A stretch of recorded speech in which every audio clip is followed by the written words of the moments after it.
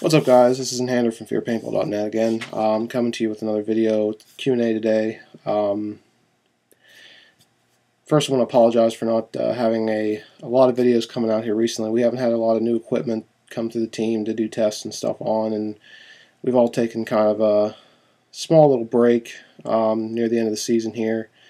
A lot of guys on the team, either just got married or building houses, starting families and stuff like that, so they can't play as much. I personally have only been able to play once this year just due to health reasons. I'll be rectified next year. I'll get back in the game here and start playing more consistently. I still need to get another helmet camera. All that aside, today's video, I have a lot of questions come to me, and it's a lot on the X7 Phenom overview video that we did, and I'll post that here in the annotations for you guys to check out if you haven't seen it already. A lot of people ask me where I got the EOTech sight that's on top of the Phenom that's in that video. And a lot of people kind of laugh, like, why would you put an EOTech, which is a $400 to $600 optic, depending on which one you get, on top of a gun that's only worth $450? And I've said it time and time again, and I'll probably say it a lot more, but the optic that's on top of that is a replica EOTech. It's a Chinese knockoff. I got it from, let's see, where we get it from? I think it was ebayairsoft.com, maybe. You can get them a bunch of different places. Heck, you can get them on eBay now. And they're anywhere from $50 to $100, depending on which optic you get. And to be quite honest with you, they're not too bad for the money.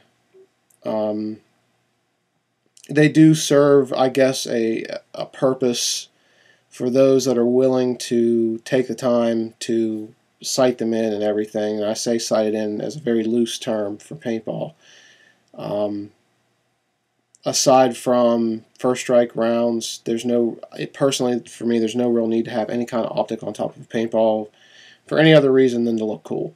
That was the only reasons that I ever put an optic on top of a paintball gun, except when I had my T4 or my T9 that shot first strike rounds. I had the Tiberius 4x32 scope on top of it, and then it did serve a purpose, because those first strike rounds shoot so far that the scope is actually useful, and they're inherently accurate in their design, so the scope works.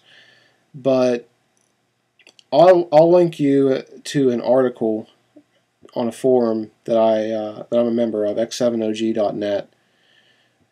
If you're not a member of that forum, I recommend you go and sign up. It's a great group of ballers on there. A lot of useful information. Well, there's a link on that website that has one of the members there did an in-depth study on red dots and paintball guns and what's useful and what's not.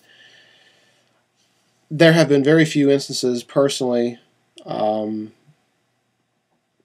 where I have mounted a red dot on top of a paintball gun and actually had it work the way it's intended to work. The way the red dot is intended to work.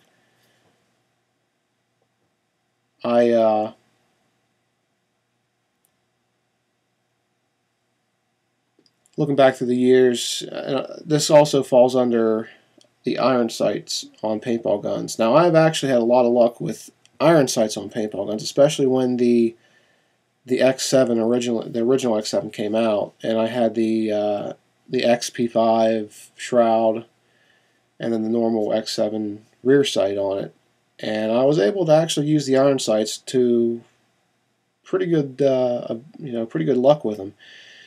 But for me personally, I would only ever mount a red dot on a paintball gun just for the looks, just for the pure aesthetics of it. They can be useful if you want to take the time to test them and thoroughly test them over and over. And again, aside from first strike rounds, it's taking first strike rounds out of the equation because that stuff is actually useful for first strike rounds. But your normal paintball, not really, in my opinion, not really that useful. But yeah, EB Airsoft is where I got that EOTech replica. You can get them on eBay. You can get them on a bunch of websites. Just search EOTech replica on Google, and I'm sure you'll find a bunch of different places. Now, they are all from Hong Kong and overseas. That's unavoidable. But you can get, replicas of EOTechs, ACOGs, sight marks, you name it. You can aim points. You can probably find a replica for all of them. Now, I will say this. I get this question a lot too.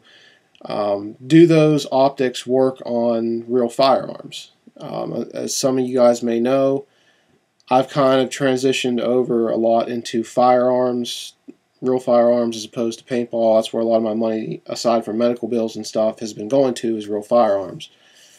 I just bought recently a FNH SCAR 16S. I just got a sight mark, holographic sight, and a sight mark 3x magnifier and everything for it. Do those Chinese knockoffs work on real firearms? Yes and no.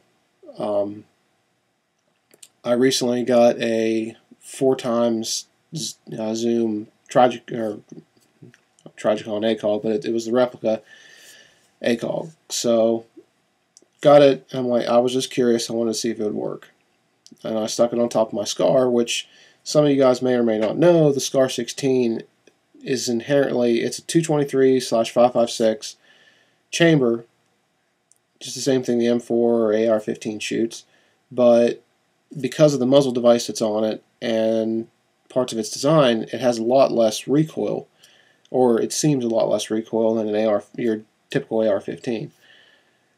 So I'm like, well, it'd be a good test just to throw that on there and see if I can sight it incorrectly. Well, one, the sight, the clicks for the horizontal and vertical were off.